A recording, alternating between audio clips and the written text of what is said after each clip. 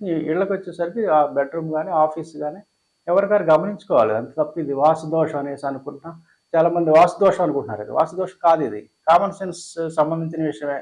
పూర్వం రోజులంటే మనకి చెక్క వుడెన్ విండోస్ ఉన్నప్పుడు ఎంత ఏసినా చిన్న సందుండి గాలొచ్చేసేది.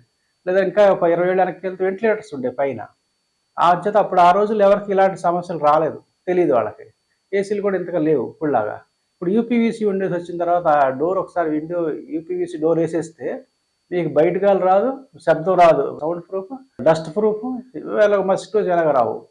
అంచేత ఇప్పుడు చాలా డేంజర్ పరిస్థితిలో ఉన్నాం మనం. వాళ్ళ బెడ్‌రూమ్స్ మీకు యూపీవీసీ విండోస్ ఉపయోగించి పైన వెంటిలేటర్స్ లేకుండా బెడ్‌రూమ్ ఒకటే విండో ఉంటుంది. ఇప్పుడు చాలామంది ఒక పక్కంత కప్‌బోర్డ్ చేసి రెండో పక్క విండో పెడతారు ఒకటే. ఇప్పుడు బిల్డర్స్ అపార్ట్మెంట్ చూసినట్లయితే. అలాంటప్పుడు చాలా రిస్క్‌లో పడతారు వాళ్ళు. ఇంట్లో ఉండేవాళ్ళు. బెడ్‌రూమ్‌లో పడుకునేవాళ్ళు. ఏసీ ఉందనేసి డోర్ క్లోజ్ చేయటం. ఇలా మీకు అది ఒకసారి అందరికి కొంతమందికి నిద్ర మెలుకువ వచ్చింది. అందరికి మెలుకువ రావాలని లేదు.